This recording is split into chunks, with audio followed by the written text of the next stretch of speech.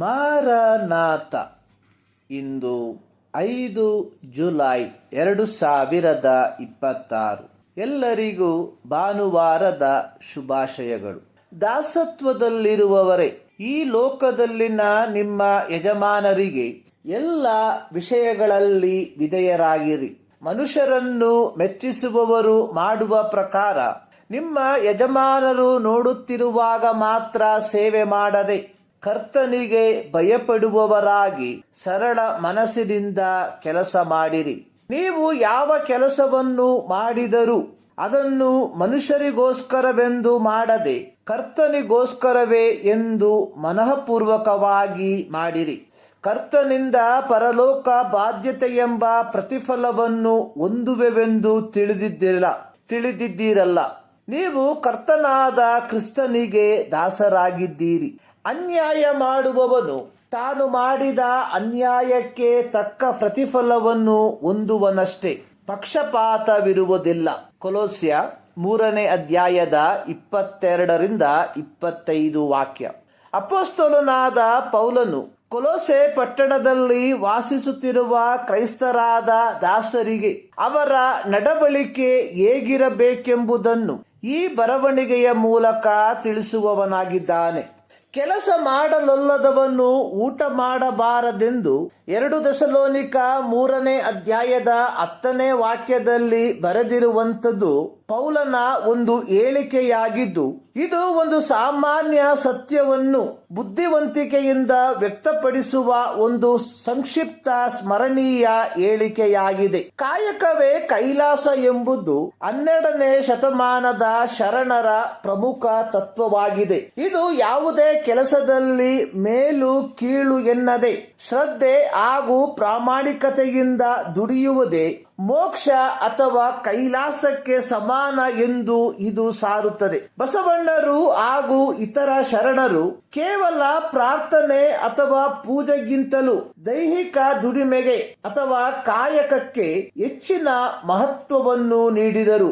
ಒಬ್ಬ ವ್ಯಕ್ತಿಯು ತನ್ನ ಹೊಟ್ಟೆಪಾಡಿಗಾಗಿ ಮಾಡುವ ಪ್ರಾಮಾಣಿಕ ಕೆಲಸವೇ ಅವನ ಪೂಜೆ. ದೈಹಿಕ ದುಡಿಮೆಯಲ್ಲಿ ವಂಚನೆ ಇರಬಾರದು. ದುಡಿಮೆಯು ಸಮಾಜದ ಒಳಿತಿಗೆ ದಾರಿಯಾಗಬೇಕು.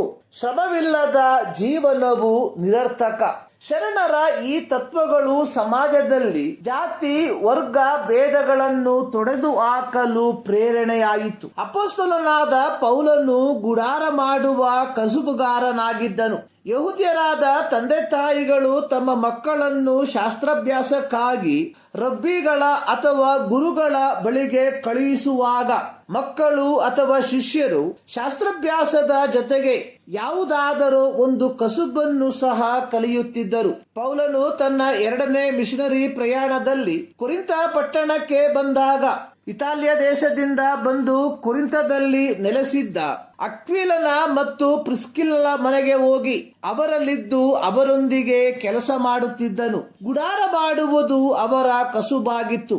ಅವನು ಪ್ರತಿ ಸಬ್ಬತ್ ದಿನವೂ ಸಭಾಮಂದಿರಗಳಲ್ಲಿ ಚರ್ಚಿಸಿ ಅಥವಾ ಬೋಧಿಸಿ ಯಹೂದ್ಯರನ್ನು ಗ್ರೀಕರನ್ನು ಒಡಂಬಡಿಸುತ್ತಿದ್ದನು.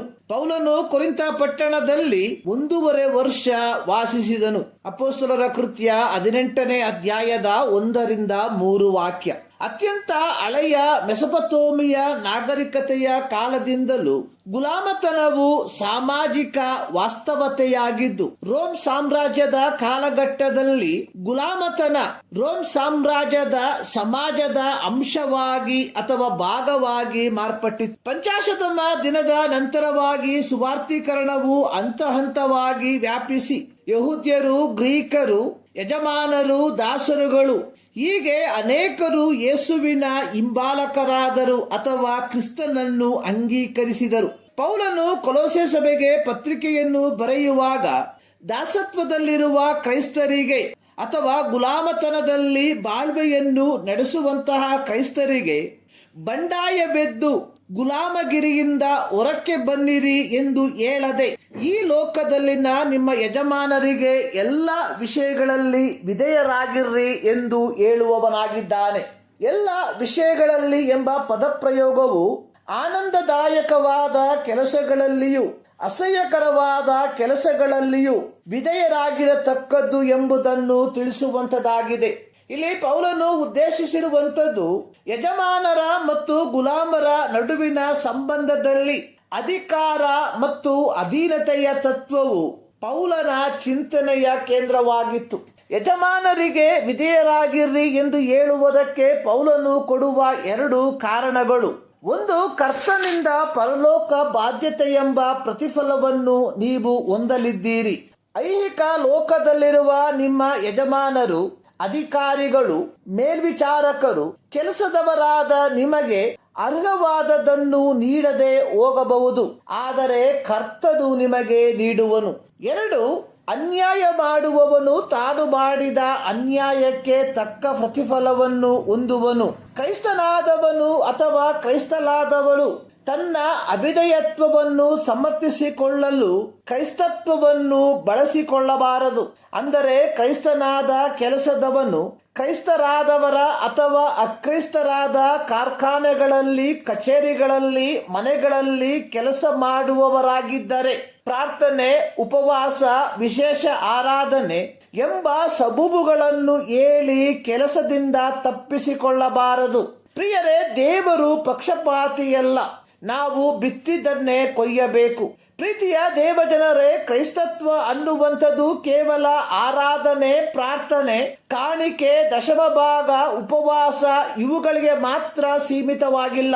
ಇವುಗಳನ್ನು ಪಾಲಿಸುವುದರಿಂದ ನಿತ್ಯತ್ವವನ್ನು ಹೊಂದಿಕೊಳ್ಳಬಹುದೆಂದು ಎಂದಿಗೂ ಭಾವಿಸಬೇಡಿ. ವಿಧೇಯತೆ, ಸಾಮಾಜಿಕ ಕಳಕಳಿ ಇವುಗಳು ಸಹ ಕ್ರೈಸ್ತತ್ವದ ಭಾಗವೆಂಬುದನ್ನು ಮರೆಯಬೇಡಿ. ನೀವು ಯಾವ ಕೆಲಸವನ್ನು ಮಾಡಿದರೂ ಮನುಷ್ಯರಿಗೋಸ್ಕರವೆಂದು ಮಾಡದೆ ಕರ್ತನಿಗೋಸ್ಕರವೇ ಎಂದು ಮನಃಪೂರ್ವಕವಾಗಿ ಮಾಡಿರಿ. ಕ್ರೈಸ್ತರೇ, ನಮ್ಮ ದೈನಂದಿನ ಕೆಲಸ ಕಾರ್ಯಗಳ ಮೂಲಕ ನಮ್ಮ ದೇವರನ್ನು ಇತರರ ಮುಂದೆ ಘನಪಡಿಸುವವರಾಗಿರುವ ಈ ಮುಂಜಾನೆಯಲ್ಲಿ ಸರ್ವಶಕ್ತನಾದ ದೇವರು ಈ ಅಧ್ಯಯನದ ಮೂಲಕ ನಿಮ್ಮನ್ನು ಆಶೀರ್ವದಿಸಲಿ.